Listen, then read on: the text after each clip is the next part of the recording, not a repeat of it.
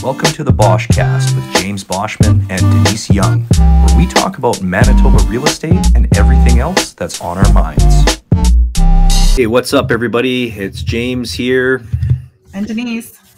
And welcome to episode 7 of the Boschcast.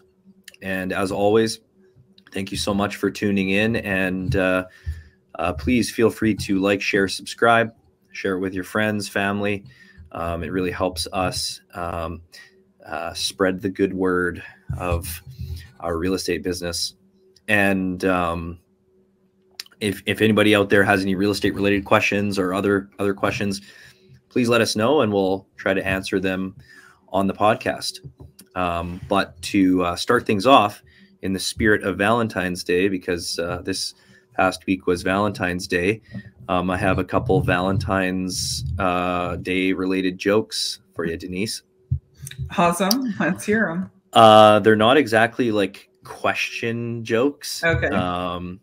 But I found them and I thought they were hilarious. So my wife's mad at me because she said I never buy her flowers. I honestly didn't even know that she sold flowers. Ew.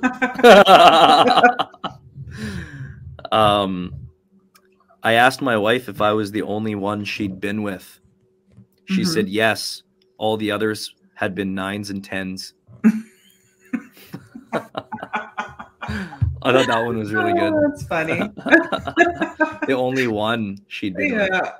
I thought that was really good. But yeah, so this past week was Valentine's Day. Hope everybody out there listening got to do something fun for Valentine's. Whether that was, going out for dinner or having a nice night in. Tara and I, we ended up going skating at the Forks, which was super fun. We did the river trail. And I don't know if you remember, but that's the night that like mini blizzard happened. Yeah. So we went out to the Forks and it was absolutely beautiful during the day. Right. In fact, there were people that were coming back from skating saying that the ice was actually a little bit too warm. Oh, it was okay. kind of like hard to skate on. Mm-hmm. And then we got out there and the wind started picking up and, it was a lot of fun. We went like pretty far because I guess they extended the skating trail this year. Mm-hmm. And it was so far, and it was getting really windy. It was like the start of that mini blizzard. Yeah. And so we had the wind at our back and we were going so fast. We were just absolutely blitzing on the ice. And I haven't skated much over the last few years, if at all. And this year we made it like a thing where well, let's go buy some skates, and went to Canadian Tire, got some skates, and making a real effort to get out on the ice more because it's so much fun. Mm-hmm. And Awesome. the more we were doing it, the better we're getting at it too. I'm kind of picking up where I left off as a kid. Yeah. I just have a problem skating backwards, but and Tara has a problem stopping, so it's all good. But when we had to turn around, we're like, oh man, we're going pretty far. The wind was so crazy. We were skating and honestly didn't feel like we were moving at all. So I was literally I'll tow you, and I grabbed her and I was towing her, and oh yeah, it was crazy. And then by the time we got out of there, it was a full on blizzard. Yeah. We got to Niverville just as the snow started, and the wind had picked up on our way home, and it was just crazy. But we got home, and within 15 minutes, people were posting on the Niverville community page about accidents and people in the ditch and everything. 15 minutes later. Yeah, there was highway closures and stuff. Yeah. Yeah, it was wild. Yeah, there was a couple bad accidents apparently on 75 and the San Adolphe Bridge, and I don't remember where else, but yeah, crazy. All of a sudden it was just nuts. But we stopped at one of the markets and picked up a really nice roast and decided to come home instead of going out. So we were happy we did that, since the roast ended up being bad. Oh yeah. Mm-hmm. Yeah, we ended up just doing a night in, like made a steak dinner, barbecued some steaks, and Tara made like amazing Greek salad, and we had a bunch of real great food, and we had some desserts, and sounds similar to ours. And, I did a prime rib and a big pile of broccoli, and and we had gone to French Way and picked up like several desserts. Is that where you went? That's hilarious. That's insane. Wow. I was literally just going to say. Yeah. That's so crazy that you said that. Yeah. Because so one of Tara's like favorite desserts is fruit tart. Oh, yeah. Like with the custard and everything. Mm-hmm. So I'd actually never been to French Way before, but I've heard like through the grapevine that they have really amazing like desserts and stuff. Yeah. And I was in the area. So I like went on Google and I was like, best fruit tarts Winnipeg. And French Way kept coming up. Yeah. So so the day before I had looked it up, and I actually phoned there and I ordered like I put like an order of 4 of these tarts in. The guy said on the phone they were quite big. Yeah. He said like you could probably split one between 2 people. Yeah. And I was like, oh, I'll get 4. Maybe we could pop some in the freezer or whatever. Yeah. So he's like, yeah, I'll set some aside for you. Took my number down. Next morning when I went there to pick them up, they had sold them out from under me. Oh no. And they only had 1 left. The guy felt really bad, but it was a different person than who I talked to on the phone. But so I got like a fruit tart with like the custard in it with all like the fresh fruit on top. It was so good. Yeah. They had a chocolate salted caramel tart, which I got. So good. Oh my God. It was way too sweet. Oh my God. And then their mixed berry bread pudding. Holy man. So I wanted to try that, but Jameis really isn't into bread pudding, so we didn't. It was great. We just like heated it up in the oven a little bit, and it was super good. Yeah. And then they had these little Valentine's. Oh man, I don't know what they're called. They're not like cannolis, but it's like a little. It was like a custard, not a custard, but like a little doughy thing on the bottom with like whipped cream and a bunch of like. Oh yeah. It was like red for Valentine's Day. Yeah. Man, everything was so good there. Definitely going to go back there. Yeah, we got the custard tart that said "Love You," or they had like different ones. Yeah. We got that one. It was like a strawberry custard. Yeah, it was good. Yeah, nice. Mm-hmm. Yeah. So then, and then yesterday, well, technically, like Valentine's Day is Tyson's birthday. Oh, yeah. We ended up taking him out yesterday to Raw Almond. Yeah. At the Forks again. So we were at the Forks like 2 days in a row.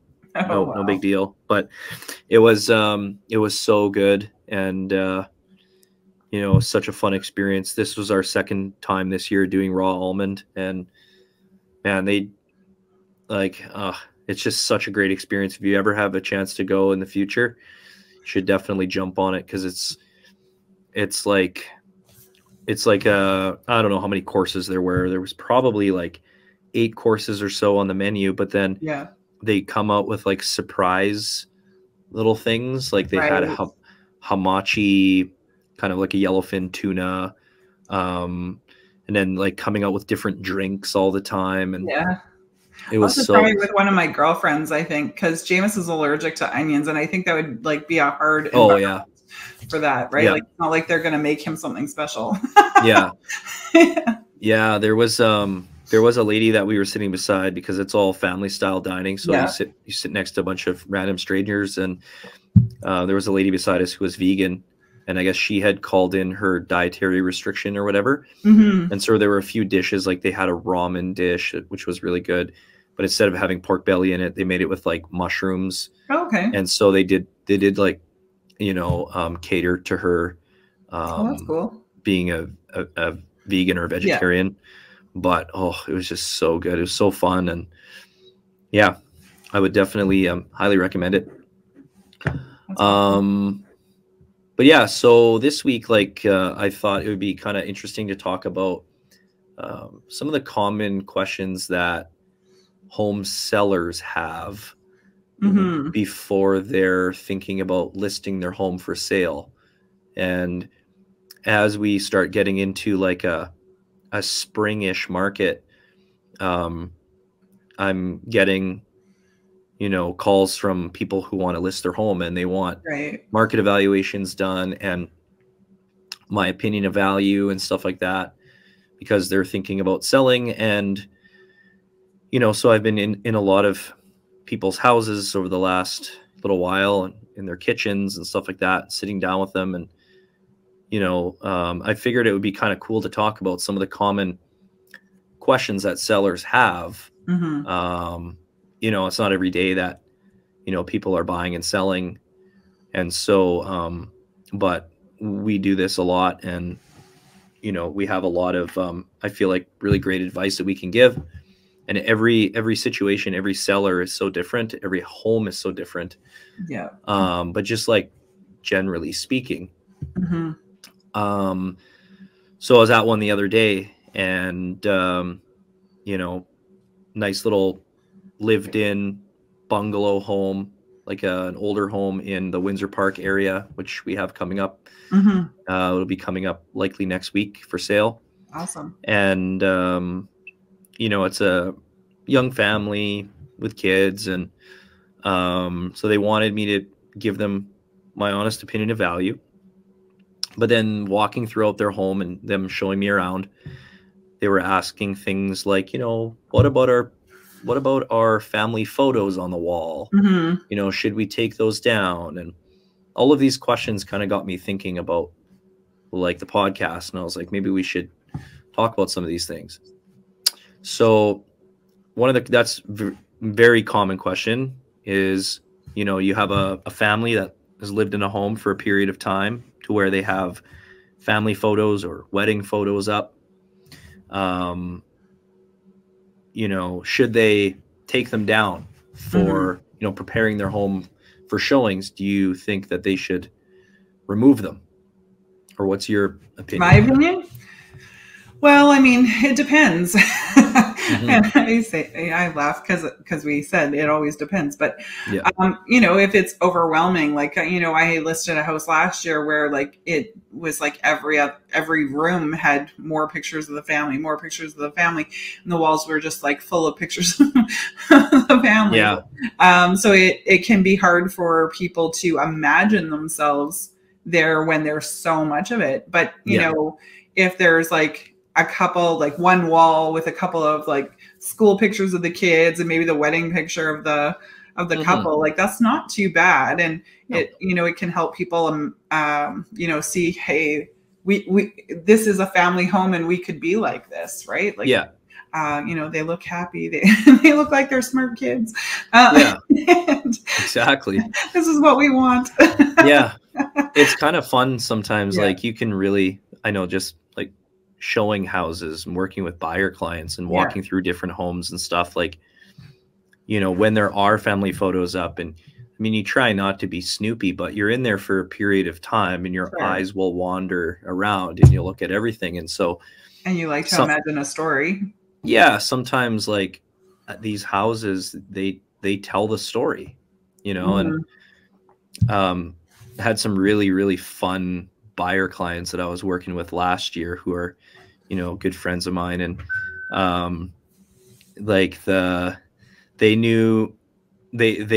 we'd play this game where we would walk into a home, and by the time we left, they would create this story in their mind of like the family that lived there, why they were selling that home. Like it was, and it was hilarious. And when they're overstaged, it's almost always, it feels like a divorce. Right? Yeah, exactly. Because there's no personality left. There's no family feeling.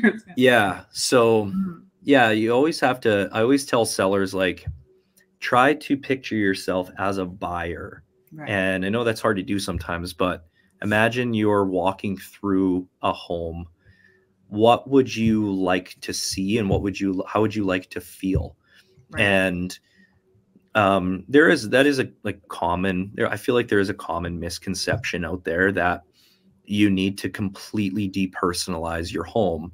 And like some realtors will say that, like, take all your family photos down.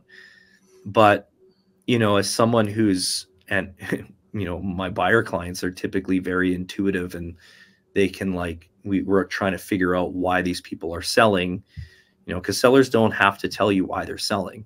Right. But and they don't always tell you the truth either. Right. And we try to like Sherlock Holmes our way, you know, into investigating why. Yeah. But I can tell you that, like, especially with first time buyers, or if it's like a young family and we're walking into a home and you see like family portraits on the wall, or graduation photos, or like wedding photos, and, you know, they're tasteful, like, don't leave up your boudoir photos and stuff. But like, yeah. But like, you know, it helps to tell that story. And like you said, like, the purchasers can imagine themselves truly living there, and they're like, oh, I want this, and this is why we're buying. And it's like the whole psychology of everything.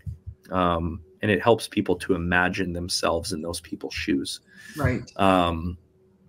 But yeah, I've also been in some listing appointments where you walk in and there's like overboard religious memorabilia around. Yes. And that's kind of an awkward conversation to have. The other one is all the stuffed animals, like the taxidermy. Yeah, exactly. Yes. Yeah. Depending on people very uncomfortable. And again, it all depends on the house, and it depends on where you are. Like, right. If you're east of Beaujeu on 80 acres and you've got taxidermy heads, then that's like, you know, the people who are buying there are probably into that kind of thing. Mm-hmm. But if it's like a 2-bedroom bungalow in North Kildonan and you've got like taxidermy stuff all over the place, maybe, I had a listing in Transcona, and I asked him to put a lot of that stuff away because it was in every room. Yeah. Yeah. Yeah. The other thing is staging. So, you know, people ask, well, you know, should we stage our home? And again, it's really dependent on so many things. If it's a situation where you've moved out and you've taken your furniture, or if it's like, you know, a power of attorney sale or an estate sale and all of the furniture is cleaned out, or if it's a brand new home that's like completely built and empty, you know, staging can definitely make a difference. But there are a lot of tools out there now. I know our photographer, he has virtual staging capabilities. Right. And that's something that I like to offer now. Yeah, you can see that on some of our new builds. Yeah. Yeah. Yeah. And it's nice to, at least if you can't represent the space with staging furniture in like physically in the home, people fall in love with listings that they see online. And you know, and they you know, they fall in love online and then they book the showing of the home to kind of like see if it actually looks as good as it does online. And that's where staging photos can kind of help, because at least they can see, well, you know, in the pictures there's a 6 or an 8 person table in the dining room. Right. And you know, so I think that you know, at least having that as an option, you know, virtual staging. Staging is also great for that, like really awkward shaped, you know, I think we had a condo last year that had like a bit of an awkward shape to it. And it showed so much better when she put furniture in it versus when she had it empty. Yeah, exactly. Yeah. Yeah. And in the past, you know, I've had, you know, seller clients who have accumulated a lot of stuff. Maybe they've lived in that home for like 30 plus years, right? They have a lot of stuff. I'm gonna have this issue with my dad's house. And so, I mean, decluttering is a huge thing, you know, making sure that stuff is, you know, out of the way and decluttered, and the space looks as simple and clean, and, you know, where the honestly, we don't even have to live in a house for a long time. You get a young couple who's bought a, you know, their starter home, and all of a sudden had a kid, and the stuff just explodes. Right? Like, and that it's amazing how much stuff you can have for one child. And then you constantly getting more and more as they get a little older and stuff. So yeah, by the time they're 2 years old, they have so much stuff, and usually people aren't ready to release that stuff right away because they might have a second child, but they need to obviously find a bigger house because they're, you know, about to explode out of there. Yeah. And you know, the purpose of decluttering is to make sure that when people walk through, their focus is not on all of the stuff. It's actually on the home itself. And to give access to stuff, you want to be able to see the panel and the furnace and the everything, the sun pit, and you don't want everything buried.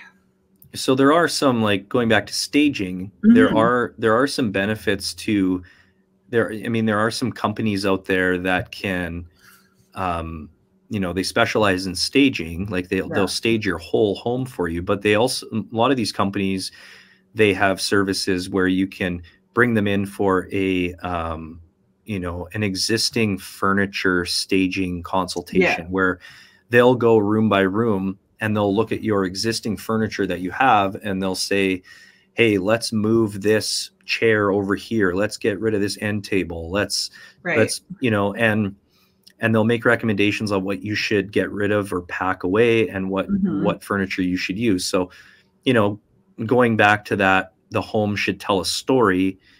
You know, using your existing furniture to stage is phenomenal. Like, I think it's probably better than hiring a staging company in some cases, because, you know, again, as a buyer's realtor on the other side of it, and as buyers, like, buyers are pretty intuitive, and I've gone into plenty of houses where the home is obviously staged. You know, it's obviously these people do not live like that. You know, the furniture is either way too nice, or it doesn't fit in with the overall feel of the home. It's not, and you can tell right away that, like, these people would have never sat on that couch or never sat in that chair. Or you go into boxes. Bed made of boxes, or like fold out tables. So the biggest thing I like to do when we go into a home, and this kind of sounds silly and, you know, a little bit intrusive, I guess, but I like to open the fridge. So it's like, if the fridge is included, it's a fair game anyway. Yeah, exactly. But like, if you open the fridge and you see that there's like a lot of food, like perishable food, there's like a salad or like bread or something. Yeah, they're likely still living there. But if there's just like condiments and a couple like non-alcoholic beers and like ketchup packs and stuff like that, you know, they're 2 feet out the door. So you start, like, you know, painting this picture or telling this story about the house, and they're like, oh, well, where did they move to? And they're obviously 2 feet out the door. You know, this is a we need to sell, not we want to sell, kind of situation. So, and that's when your buyers will start thinking, oh, it's a divorce situation, or So, but yeah, that's another like common thing, is the staging. The other thing is, that I was thinking about the other day was, like, making improvements to a property, for the purposes of selling. So as realtors, like, when someone calls us and they want like a market evaluation, our job is to go in there and not just give them a price and let them know what their house could be worth in the market, but also to give them recommendations on what they could or should do to their property to, you know, either help it sell faster, or help it sell like for higher, like a higher price, you know? And one of those questions is, you know, a lot of times people are like, well, you know, I got this old green laminate countertop in my kitchen. Should I rip it out and should I put a brand new quartz countertop in? Or, you know, I've got, you know, whatever. Like it could be, I got a hole on the other side of my interior door. Should I worry about it, or should I replace the door? And if I replace the door, then I have to do everything, you know. So there's some things that we can kind of advise on, because depending on the property, depending on the market, you know, we should be able to tell you, okay, this is the demographic of buyer that's likely going to be looking at this home. And this is probably what they're going to care about. And some of these improvements, you know, if I always say, like, if it's broken, fix it. Yeah. If it's just a matter of you don't like your green countertop that you've lived with for the last, you know, however long, and you think that you're going to get more money by putting in a quartz top, is probably not going to get more money, because unless you have time to enjoy that item, you're not really going to see the benefit. Somebody might come in and say, wow, that's a beautiful countertop. We really love that shade of white or whatever. Or they might come in and say, I would have never put quartz in. I had quartz in my last house. I'm going granite, or I'm going whatever, you know, butcher block. And so, like, just my recommendations, make it simple, clean, fix what's obviously broken.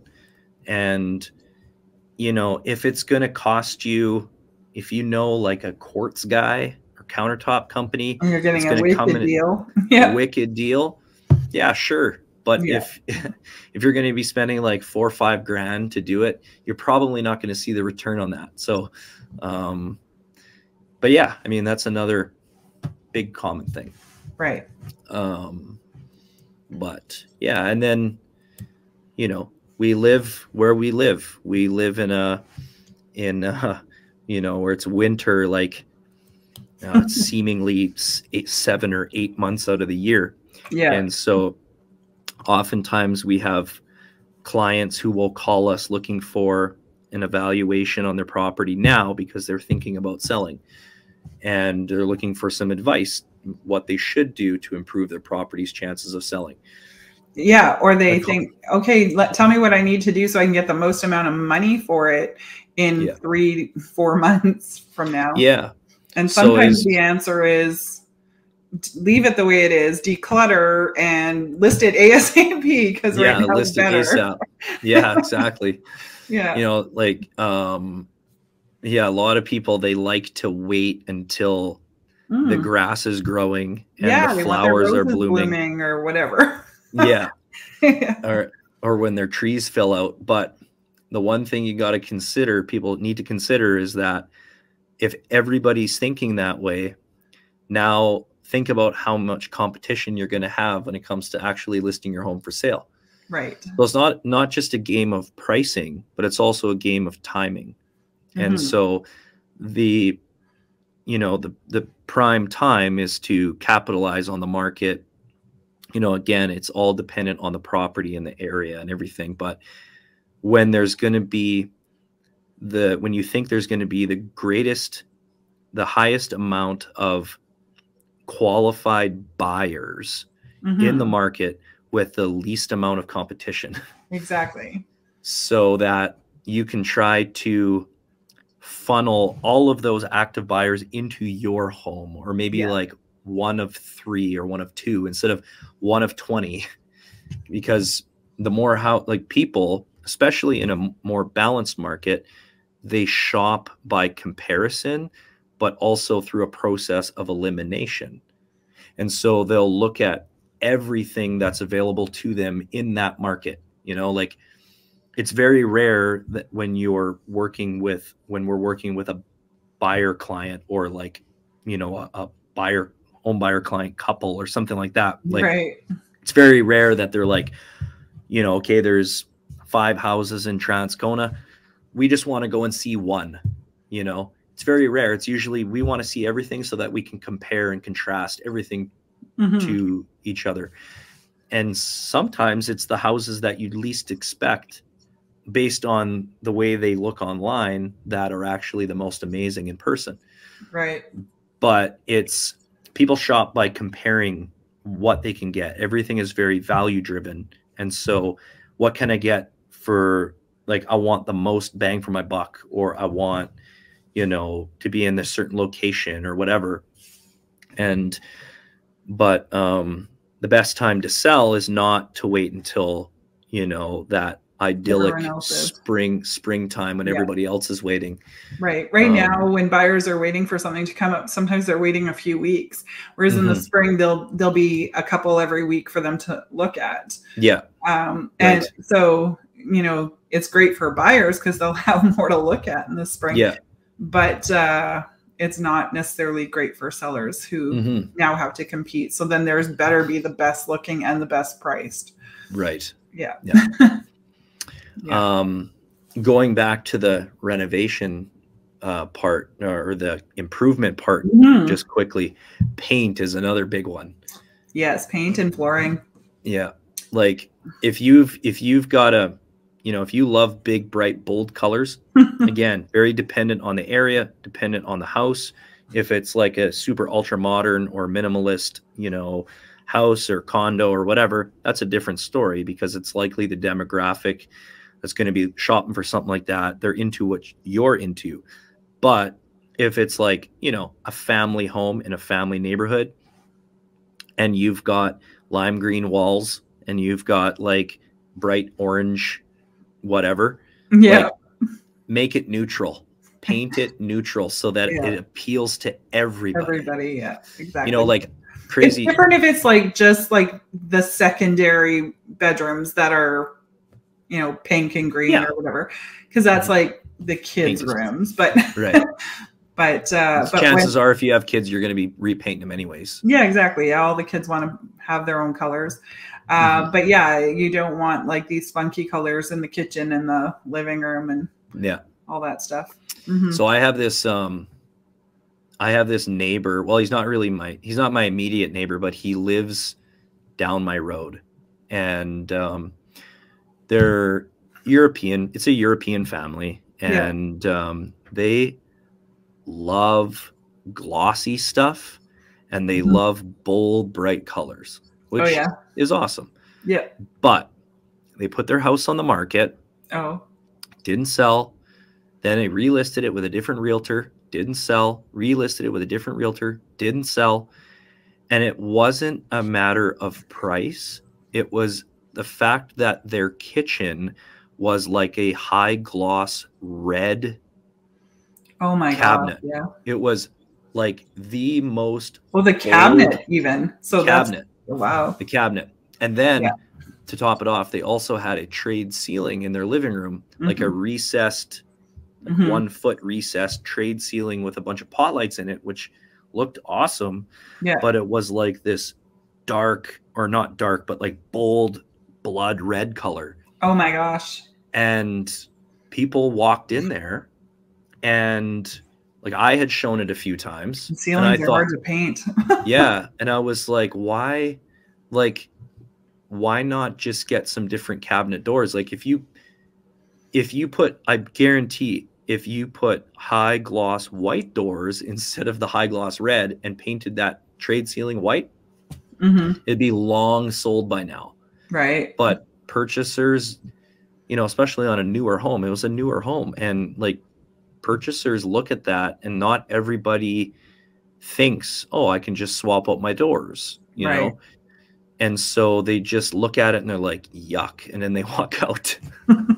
So classic example of like, try to do things that are going to be, are going to reach a wider demographic of purchasers.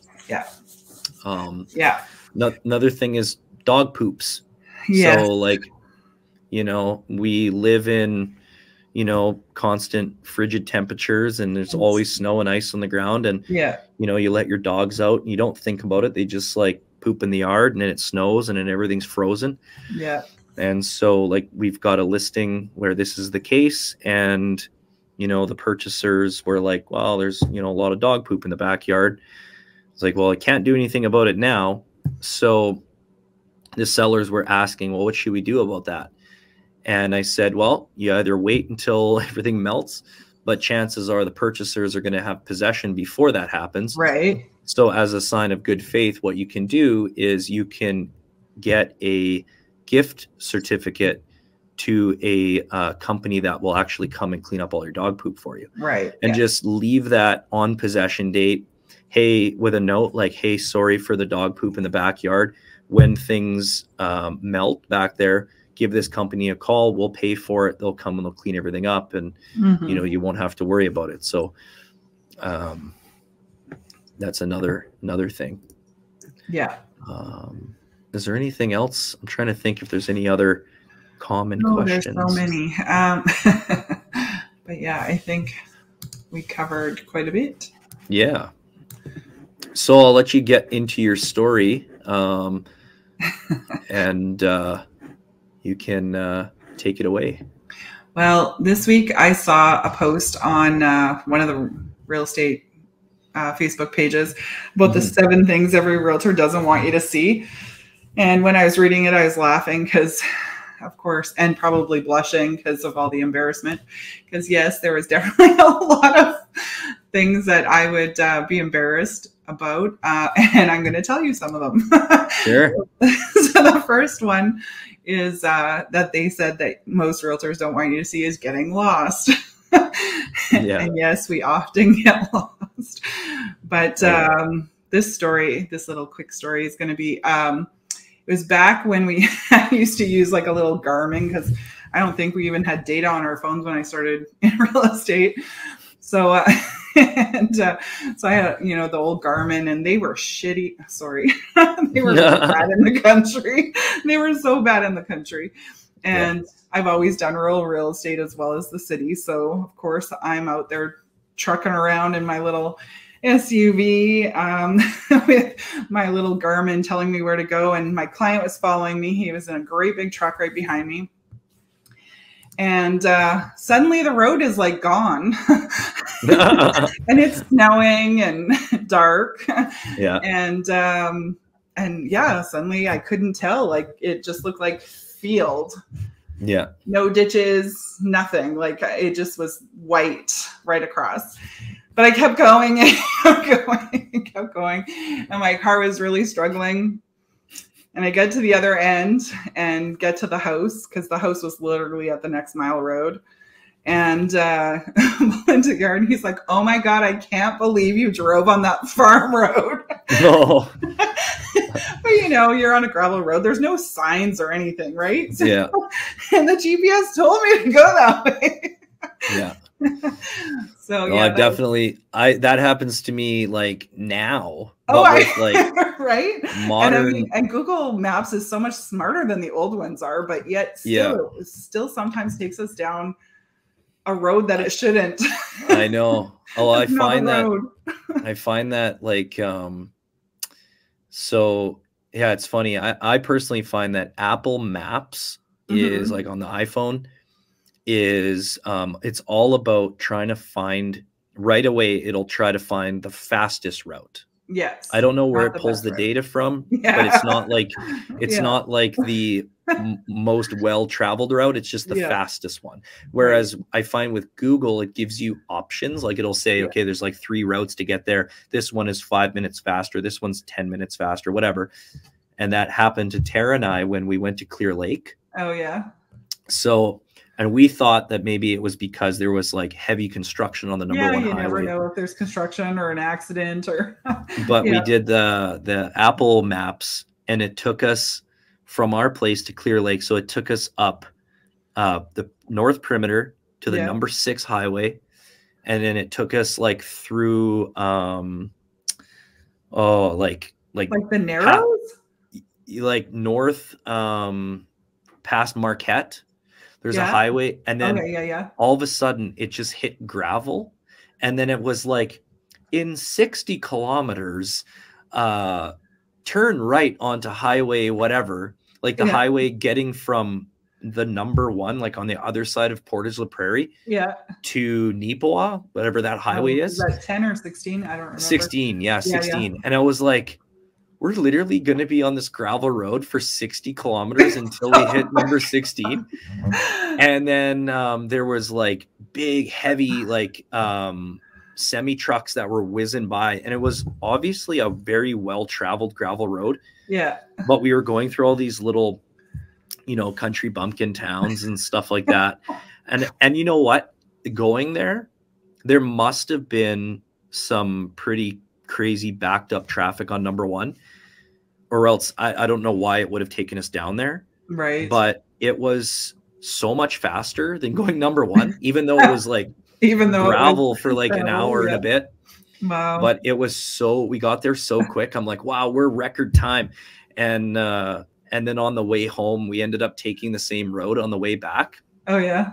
And so it was kind of neat. We found a shortcut to get to Clear Lake, but like, yeah, I've been in situations where, like, you know, you have, let's say, out of town clients. Yeah. And they're like following you and they're just following. Yeah. And you're like, just follow me. Like, don't worry about GPS. Just follow me. Mm-hmm. And like, everybody's relying on your freaking GPS. And yeah, same thing. You like, all of a sudden you're driving like just in the middle of a field and you're like, right.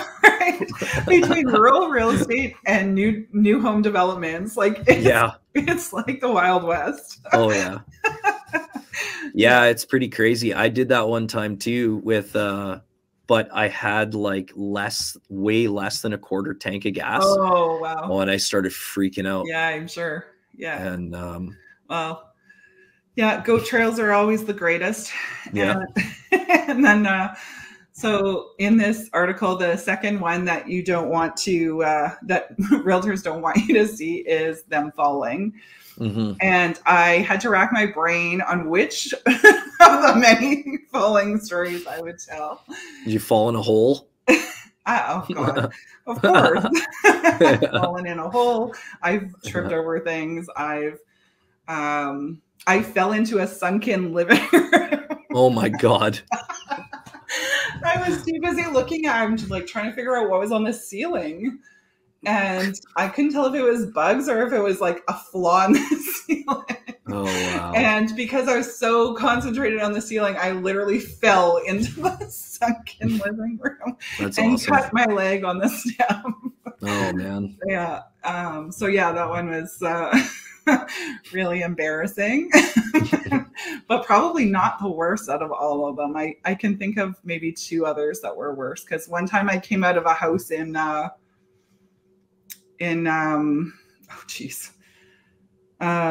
Fort Rouge, in that small area there, and you know, they're really old houses, and not all of them have like steps that are to code.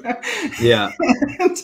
and it had started raining while we were inside, and for some reason there was mud on the front steps, and I literally slid down the whole thing. Oh. I came out of the house, and as I turned to close the door, I slid right down. So I had mud and everything. Oh yeah. Yeah. And I've definitely done that as well. Slid down the stairs like a slide. Yeah, right. Yeah, that one was really bad, but yeah, so many times, so many falls. Mm-hmm. The third one, because they had 7 things that your realtor doesn't want you to see: a stain on their clothes. I'm sure there's probably a million, and I've definitely learned to always keep a change of clothes in my car, especially socks. But this one time, very early on, I was on my way to an open house and decided I would stop to get some Starbucks because I love my chai latte. And as she handed it to me in the drive-thru, the lid popped off, and it literally it popped off and squirted out at the same time. It was like all over me. And I'm like, okay, I have no time to go home. Yeah. And just deal with it. Just run with it. Yeah, I think I managed to. Well, I went to the open house, and someone brought me a shirt to change into. Nice. Yeah, but I'm pretty sure at least 10 couples came through before that happened. But well, it's a good conversation starter. Yeah, right. Oh, there's my chai latte all over me. Yeah.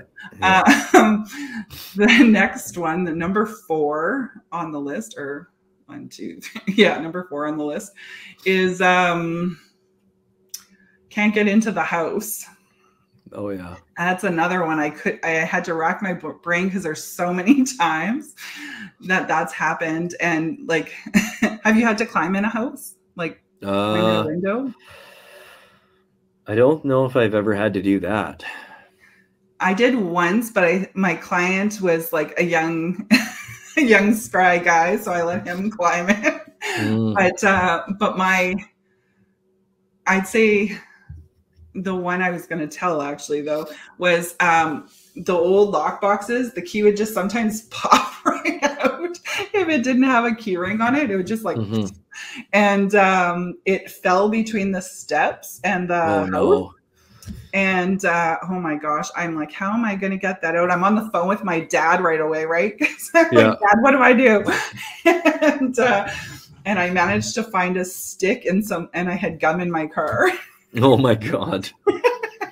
and then there was lots of hand sanitizer on it. Yeah. Gross.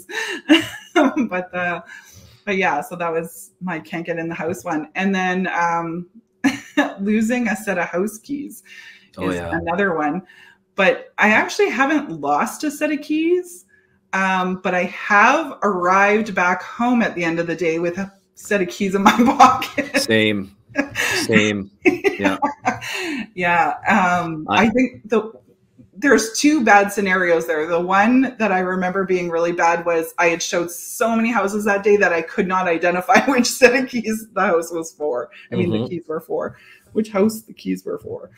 And then the other one was I had, my client really wanted to write an offer and we had come back to the city to sit in their house. And I get a call from the realtor who had gone to show it after me. And he's like, where's the keys? I told you were the last one here. And I'm like, oh, they're in my pocket. Oh, look at that. Yeah. And I'm writing an offer. So it looked really bad. Oh yeah. You tried to sabotage. Yeah, like I tried to sabotage it. But I didn't. But I mean, yeah, it definitely looked that way. I'm sure he thought that. So I did that one time and accidentally forgot the keys in my pocket, and then I had to drive.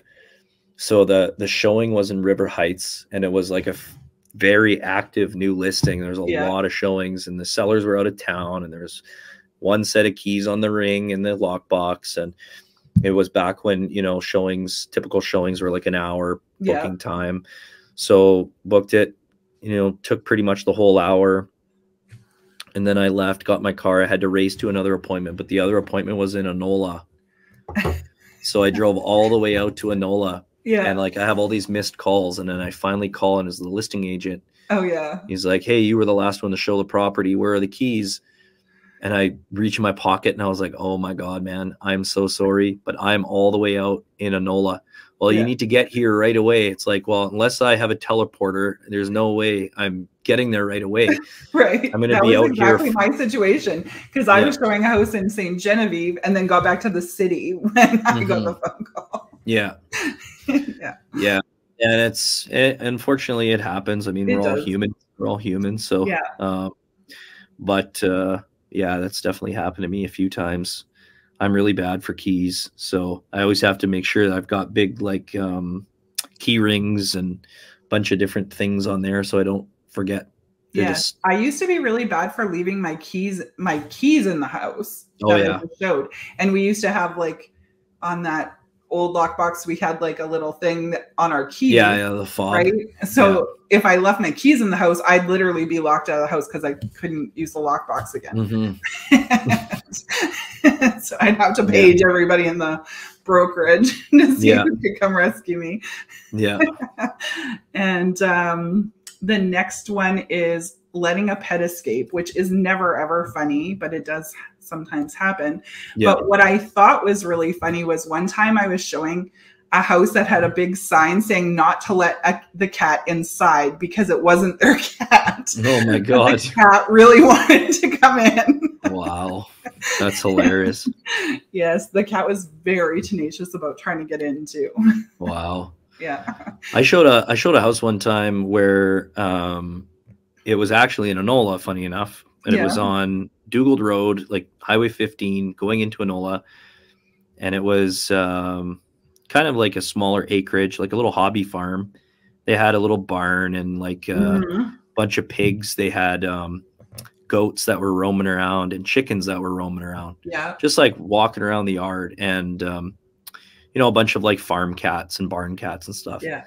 And showed it to my clients, and we opened the screen door and a chicken ran in the house. Oh no. And yeah, and we ended up just shooing it out. Like we got a Swiffer, and we were like, come on, let's go. And it was getting mad at us, clucking away, but we finally got it out. But yeah, it's a little bit more common for that kind of stuff in the country. And yes, even the animals getting in and out is definitely more common in the country. Wolseley's really common for that too. And in Wolseley, there are a lot of people that will that have like a lot of those old early 1900s houses. They have like uninsulated and unheated front porches or verandas on the fronts of their houses, and it's just known in Wolseley there's going to be a lot of cats. And so some people, they make cat doors and just to leave some food out in their verandas, and what it leads to is like a lot of cats coming. Yes. And that's very common. I've definitely let in, I'm pretty sure it was Wolseley that there was that cat sign that said don't let the cat in. I'm pretty sure that was Wolseley. Yeah. It's pretty funny. Yeah. But so the very last one is walking in on someone, and I have like all the stories that you would expect revolving around that. But the one I'm going to tell is I was showing a tenant occupied house, and we had knocked on the door and no one came. So we opened the door and announced ourselves, and no one answered. And we proceeded to look around the house, and I was pretty sure I could still hear someone in the house, but you know, I had announced myself so many times, like, how many times can you do it, right? And then when we got to the back of the house, the kitchen was at the very back. He was cutting what looked like cocaine. Oh, nice. It didn't care that we were there. Yeah. Some for me. Yeah. So yeah, I thought that would be a little different than most of the stories about walking in on people. Yeah. I walked into, I mean, I have a story that I'll save for next week, kind of regarding that, a little bit different, but I had a situation where, walked into showing the house. It was tenant occupied. Never met the purchasers before. They called me on a sign call. So they phoned me directly to have me show it to them. Yeah. And there was a garage in the backyard, and the garage. So, I thought that maybe the tenants were home. And so I was like, you know what, instead of, starting inside while we have our shoes on, I got the keys. Let's just go around back and check out the outside and check out the garage first. So we go into the garage, and there's like a big couch in there with like a TV, and I open the door, and there's just a dude passed out on the couch, and he looks and he's like, "Oh, what the hell?" And I was like, "Oh, I'm sorry. I didn't know that somebody was sleeping in the garage." Right. Like, I know what house that was. I'm pretty sure I know what house that was. Yeah, it was, I think, one of your listings. Yeah, pretty sure it was. Yeah. And my clients were like, or the people were just like, "What the heck is going on?" Yeah. I'm like, "Hey, it's tenant occupied. Yeah. It's in Elmwood. What else do you want?" Yeah. So, that poor house had a few challenges. Yeah. Yeah, that was funny. But so that's my story time. That's awesome. The one, if I could add one to that, it's trying to figure out the alarm while it's going off at a showing. That happened to me. It happened to me today. Oh, really? Yep. I showed a house in Selkirk, and it was vacant. Yeah. And it was like obviously an elderly couple that lived there, but it was, completely vacant, and owner occupied. On the property disclosure statement, it said 33 years owners, which is crazy. Yeah. But great house and everything. We walk in, and listing agent didn't give me the alarm code.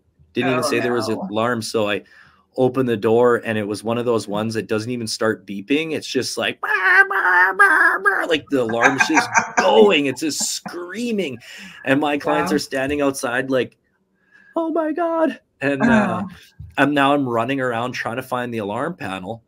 Yeah. And the alarm panel, it was a split level home, like a 2-story split level. Okay. Where you walk in the front door and there's like a big formal, like sunken living room, and then a great room in the back, and you walk all the way around. So you got to go through 2 sunken living rooms, Denise. Oh my God. I would have fell twice. Yeah, that would have been your fate. Yeah. So you have to walk through 2 sunken living rooms. Yeah. Then you got to get to the mudroom in the back where the garage is. And that's where the alarm panel was, by the door going into the garage. And it's like one of these ancient panels from like the 80s, you know, these big freak things. And I had no idea. And so I ran outside, I closed the door. All the neighbors are like looking through their blinds. Yeah. It's like 10 in the morning. And like we're standing out there, like, what do we do? I phone the listing agent, and she's like, oh my God, I didn't realize that they even set the alarm, you know. And so now she has to call them. Yeah. And yeah, it's just blaring and blaring and blaring and getting louder and louder and louder. It's one of those ones. And you're just waiting for the cops to pull up. Yeah. Just like, hey, I'm here. Yeah. Come arrest me. But yeah, it was funny. That's happened to me so many times. But yeah, it's the new alarm systems nowadays, man, they're so much better. Like you can, like my alarm for our house, we can set it or disarm from our phone. Right. So then if you knew someone was coming to your house, you could disarm it so they could get in. Yeah. Exactly. Yeah. But no, that's awesome. I love stuff like that. Yeah. So for our topic this week, we're talking home inspections. And, you know, I know that the market has taken a little bit of a bounce here, where we're starting to see like things like bidding wars and stuff happen. But my honest opinion of this whole thing is like, it's a lot of pent up demand that's driving that. And as we get into more of the spring market and early summer market, we're probably going to see a bit of an increase in the inventory, which will lead to a real, you know, balanced market with more houses for people to look at and give people the ability to actually write offers with home inspections. And so the topic is, you know, home inspections. Should I get a home inspection? And, you know, over the last couple of years, it's been really hard to do that. You know, when you're writing an offer and you're literally throwing your hat into the ring with like 20 other offers or 10 other offers, like the sellers are going to look at what's the best price, what's the least amount of conditions, and what's the ideal possession in these offers.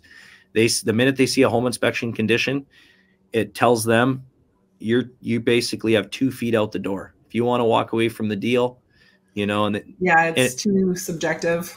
Yeah. So they will always take the cleanest and highest price. So, but now, I mean, the tables have turned a little bit, and, you know, higher likelihood that you can actually get an inspection.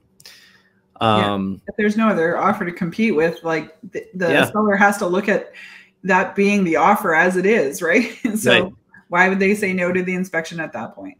Exactly. Yeah. Mm-hmm. So, definitely think that everyone should at least consider getting an inspection, unless you are someone who knows everything about everything.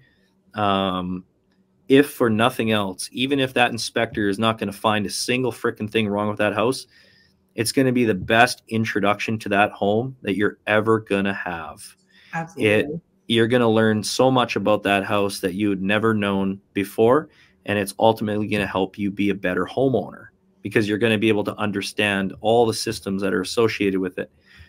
And, you know, like for my house, for example, you know, I'm pretty confident. I know what I'm looking at, but there are things that you just can't, like during a showing, a 30-minute showing, you're not going to be able to see, you know. Mm-hmm. And home inspectors are, you know, they're somewhat limited, you know, as to what they can look at.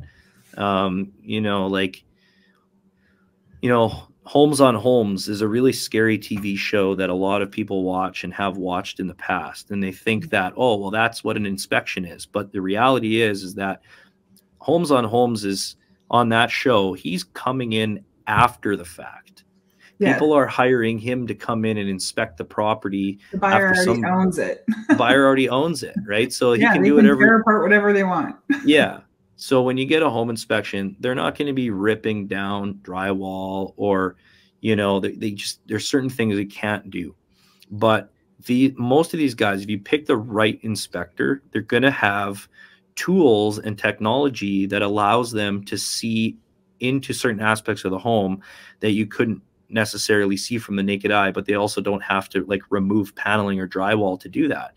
So they'll have like infrared guns or infrared cameras, moisture meters. Yeah. And, you know, and they're always an inspector. What people have to understand is they're always going to find something. Absolutely. That's their job. Every house out there. Every house. And people are like, well, you know, it's a brand new house. Why would I need a home inspection? Hey, we just did a home inspection. I had some out of town clients. They bought a brand new build with a very, very reputable builder. And the home inspector found a lot of stuff, because reality is like, that's why brand new houses come with warranties, right? There's a reason. and have like, a walkthrough. Yeah. But things that we wouldn't have been able to see on the naked eye, right? Like he pulls out his infrared gun, points it at the ceiling. Oh, wow. When they put in the pot lights, when the electricians were, you know, wiring in lights and stuff like that, they must have moved around all of the insulation. And so there's a huge cold spot on the camera. It's like a big, scary black spot. Yeah. Wow. That's where you're going to lose all your heat. Right. And I mean, if the inspector has, typically they'll go into the attic and look around. But I mean, that was a great way for him to take a picture of that. And then we were able to send it to the builder. And the builder was actually very thankful that we found that. Right. You know, because it's not something that they would have necessarily seen. Right. And had they missed it right away, there could have been a lot more damage by the time it came to light. Right. And now the builder's got a whole bunch more stuff he has to fix. Yeah. Right. Other than just the problem. Yeah. So yeah, it's a home inspection is there to, number one, it's there to protect you. So it's a condition of the offer that is made. Now, there are some certain circumstances where if you are looking at a home and, you know, you really, really want to write an offer, but there's a high likelihood that there may be a multiple offer situation. You may be competing for that listing. There are opportunities to do what's called a pre-offer or a walkthrough home inspection. Usually it's a lesser price because you're not really getting like a full report and all that kind of stuff, but you're getting a third-party person to walk through that home with you and point out little things here and there that you would have never seen in that half an hour or 1 hour showing.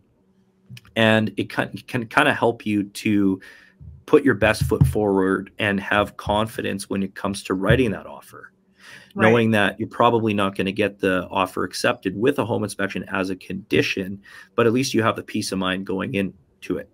Now, back when, you know, it was a crazy hot COVID market and, you know, you're competing with 10 other offers, you know, there is a case to be made. Well, I don't want to be spending $250, $300 every single house that I fall in love with. But to play devil's advocate, is that $200-$300 every time could potentially save you thousands and thousands of dollars down the road, you know. But we're heading into a market that, you know, there's going to be a higher likelihood that you can get your offer accepted with that home inspection condition. And take your time with the property, take your time during the inspection, you know, and you'll see things that you wouldn't have ever considered or seen prior to writing that offer. So what can a purchaser expect when they book an inspection? Like, what do you think is an average price for an inspection? I've seen anything between like $425 and $1,000-ish, right? Yeah. Again, it depends on what's included, how far they're driving. Yeah. I mean, some guys definitely, some inspectors definitely have a lot more equipment and different things that they offer. It also goes on the size of the house. Yeah, and what else? What other buildings on the property need to be inspected? And everything else that's included in the inspection. Yeah. Yeah. So, if they're going to be testing a whole in-floor heating system in the shop as well as as everything else, it's going to be a little bit pricier. But something like in-floor heat is one of those systems that not everyone has like great knowledge about. So it's really nice to have that inspection and maybe learn a little bit about it from the inspector. Yeah. With rural properties, like things like septic tanks and septic fields and stuff like that are also, I mean, those are big ticket items. If you purchase a property and, the septic field is on his way out, or the tank is leaking, like you won't know that if you're just looking at it. But, if you get a professional out there that knows what they're doing and knows what they're looking at, then and that's just it. Cause like we had one last spring, I'm pretty sure you'll remember this one. You had shown it while I was away for the weekend. And you had opened the crawl space and there was a lot of water. And I mean, last spring was super wet. It was constantly raining. So there was water down there. And I mean, the house was pretty old. And I think, a very cheap price range. I can't remember exactly, but so it wasn't like super like disturbing that there was water in the crawl space. But when we, our clients wrote an offer, because they loved the house, and he figured he could deal with the water in the crawl space himself, with putting in a couple sump pits and stuff. And when we were there with the inspector, when he was looking at the backyard, he had determined that it looked like the septic was leaking. Yeah. And before he came into the house, I had already called like the local septic person, trying to see if he was the last one to do an inspection on the septic. And while I was waiting for him to call me back, the inspector came into the house to do the interior. And when he went to do the crawl space, he realized that was more than just rainwater in the crawl space, and realized that because of the slope of the backyard, that leaking septic tank was actually leaking into the crawl space. So that was septic in the crawl space. So I think we packed it up at that point. And it was confirmed by the septic person that the seller had already been told she had an issue. Oh gosh. But so that was like, let's say that full inspection was $450. That was worth it. That was worth it. $450 saved them like 40 grand. Yeah, exactly. And I'm pretty sure the inspector gave them a discount because he hadn't completed the entire inspection. Felt bad. But even if he had to pay the full price, it was worth every penny for not having to deal with that, because they wanted to put a huge garden in the back. And as it turned out, that had all been contaminated. Yeah. Yeah. Jeez Louise. Yeah. So how long do you think an average inspection, like from your experience, how long do you think an inspection takes? I'd say average 3 to 4 hours. Like 3 is pretty common. I think the longest one I've ever sat through was about 6, because I know it was, oh my God. Thank goodness I usually carry snacks. Because I'm sure I would have been very hangry by then. And I probably had to call someone to take over my appointments because I hadn't planned on being there that long. But he was a very chatty inspector. And so like, there's no way that inspection should have taken that long. It was mostly talking that slowed things up. But talking is also good, because I find that when you're with the inspector and your seller's learning a lot from them for the most part, purchasers. Right? And they're learning so much. And then if they are talking about a problem, like certain houses have common problems that are normal problems for that era of house. So, you know, if they were just to hand over a report and they have all these red marks, well, these are all the problems. You're like, oh my God. Whereas half of them are just like, this is to be expected with this style house. Right. So at least your buyer is aware of that as they're going through, and it's not that big of a deal when they get the report after. Yeah. Generally the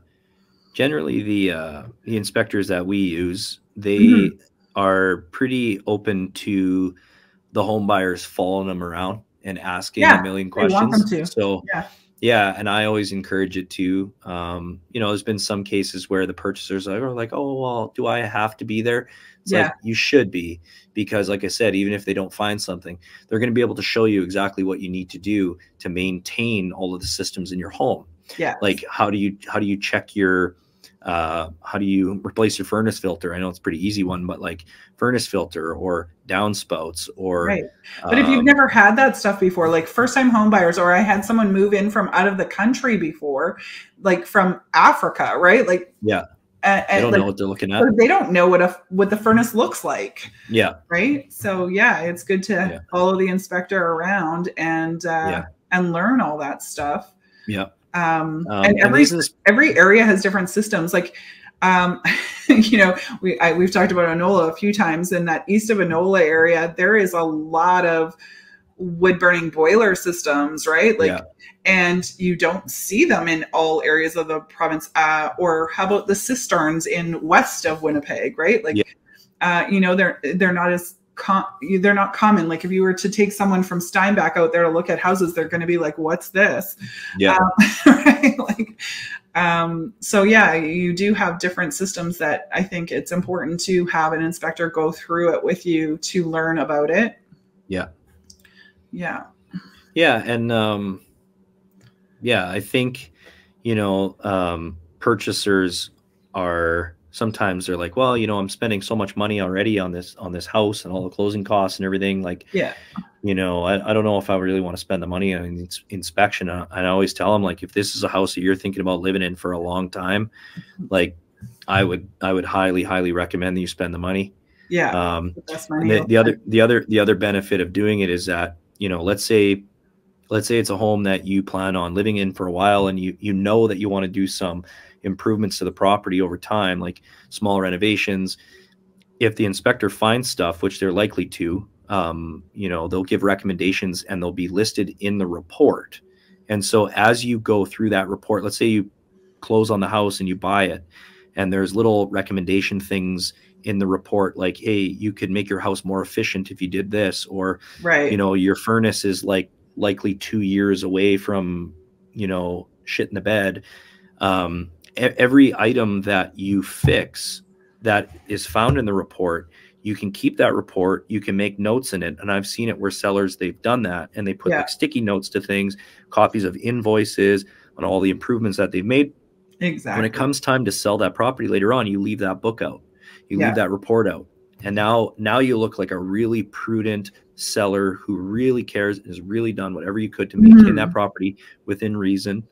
And it looks really great to a buyer. You know, when the buyer goes in and they're like, oh, these guys had a home inspection? Wow.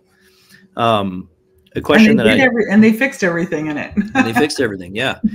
Another going like back to, you know, common questions that we get from sellers. So I have recently gotten a few, like, seller clients have asked me, you know, should we get a pre-listing home inspection? And like in a normal scenario, I would say, you know, that's a great idea, because that's a report that you can provide to a potential purchaser. And then they're not going to, that's one less condition that they're going to have to ask for. However, I've done this. We've definitely done this in the past. When I first got into real estate, and there was a home inspection company that I used to work with quite a bit when I first got into real estate. It's how I learned a lot about, you know, older construction, and I used to tag along to a lot of inspections. And they convinced me to try to upsell this seller home inspection. So I got a couple listings where we actually did it. The sellers, you know, paid whatever $400 or $500 to get a seller home inspection done, and they fixed the items that were in the report. but then the purchaser still wrote an offer with wanted their own home inspection. Oh yeah. So we did it with the intention of like, you know, we're gonna provide this to a potential purchaser, and then they won't have to get one. Right. And there'll be one less condition in the offer, but they didn't. It was a case of they didn't trust our inspection. Sure. Yeah. So they wanted their own independent one anyways. Yeah. So, but yeah, if you're somebody who's like really wants to make sure and really wants to like put your best foot forward, sure. I mean, you can get a seller home inspection. And if there's anything that's brought up in there, just know you either have to disclose it in your property disclosure statement, right, or you got to fix it. Right. So I had clients who on the selling side who had a small slope in the floor, on the main floor, and had like people come out to, you know, quote on fixing it, and had, you know, there was nothing to fix. There was nothing wrong with the foundation. There was just a slight slope in the floor. So, you know, that kept coming back as feedback when we were trying to sell, as why people weren't buying it, because there was a slope in the floor. And what if there's a foundation problem? And it had a fully finished basement. So it was hard for people to know. Yeah. So we did hire an inspector with infrared and all that stuff, and provided the report so that people could see that, no, there wasn't a foundation problem. And then we got an offer. So sometimes it, you know, you can do it for a specific reason. Sorry, I hit my mic. And then, you know, if you're having a hard time getting an offer, because of a certain problem, right? Because of a perceived problem. Yeah, that's great advice for sure. I had a seller ask me what they should expect for the inspection on their house, and you know, we always give the advice, definitely don't be there, because you want the inspector to be able to talk openly and freely about your house, and they're probably going to say some negative things that you might not like. Yeah. And that the buyer and their realtor will be attending. And I always explain why, because I find it very beneficial for the buyer to be there, in the seller's best interest even, because the inspector is explaining why things are the way they are. And also, like, I always like to tell them how long to expect it to be.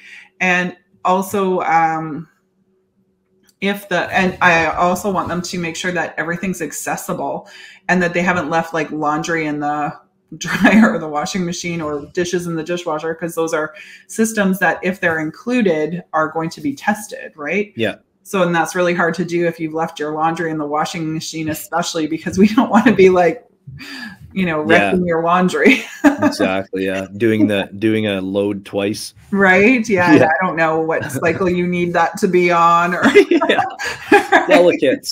Right. So no, it's best to have that put away. And then, like, making sure that people can access things like the attic hatch and panel and stuff like that, the furnace. So what happens if something comes up in the inspection? What are the options that a purchaser has? Because I feel like that is something that sellers ask. Absolutely. Yeah, that is definitely something that sellers ask.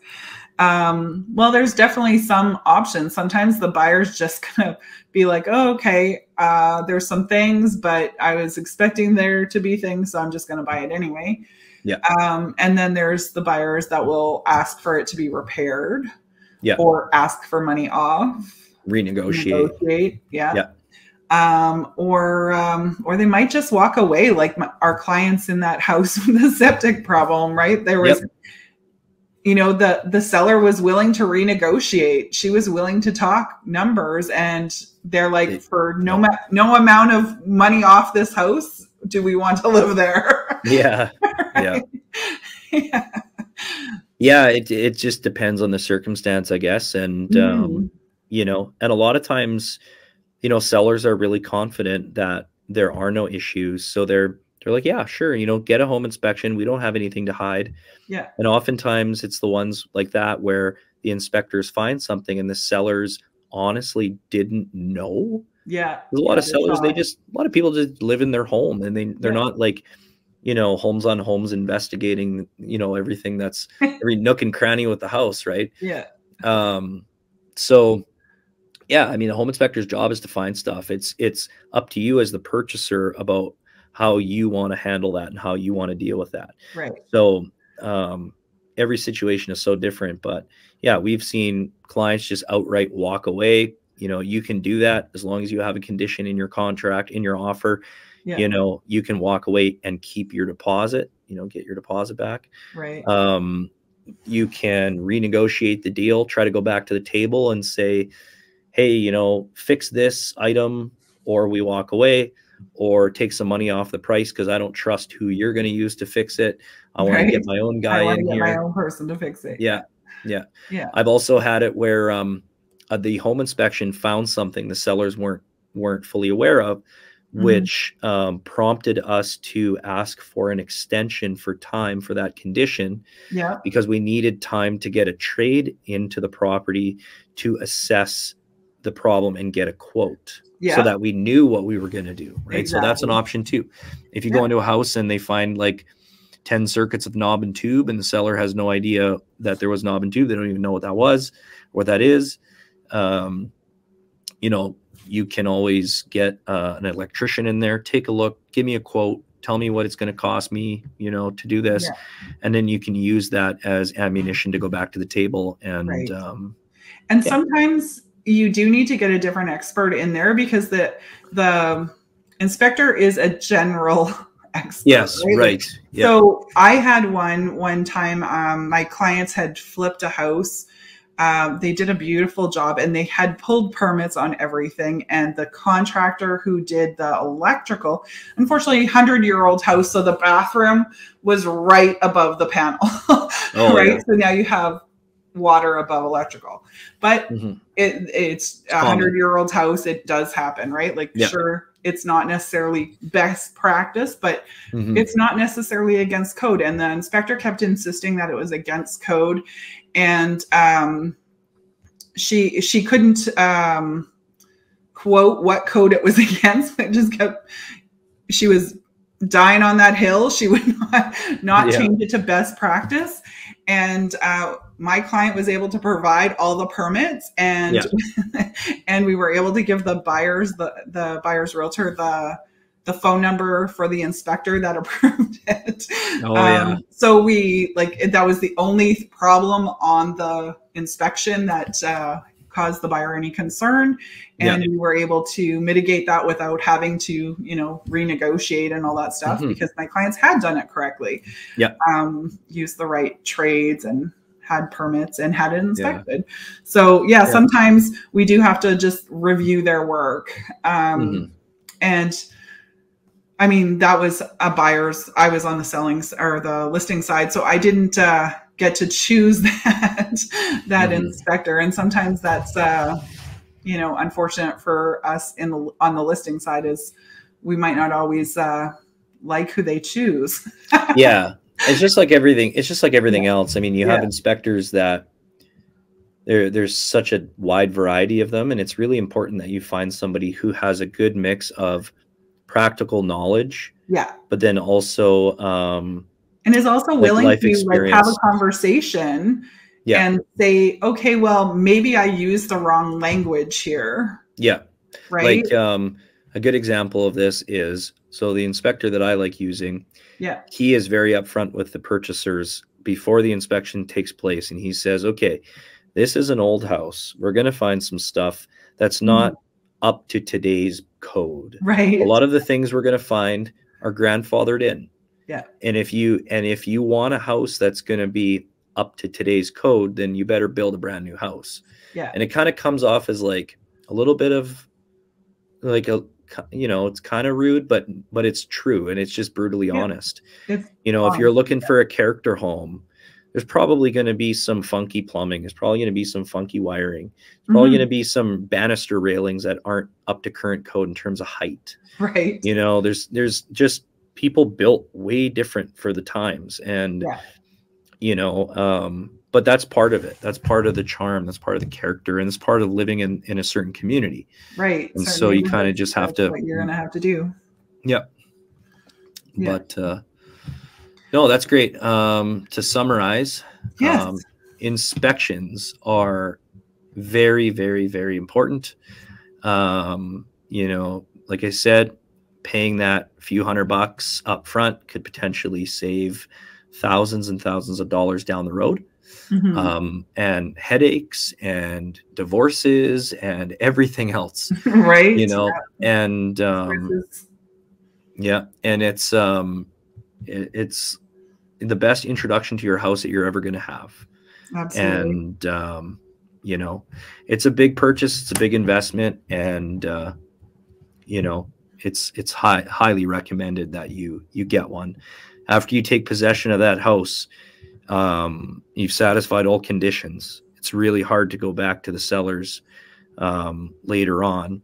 And if a lawyer or a judge becomes involved in a material latent defect case where you think that the sellers purposely hid something from you and now you're experiencing an issue out of nowhere, it's really hard to fight that, because you have to prove that they were aware of it to begin with. Right. And even with property disclosure statements and stuff like that, like, the judge is, if there's ever a case and it goes to small claims court, the judge is always going to ask, what did you rely on to purchase that home?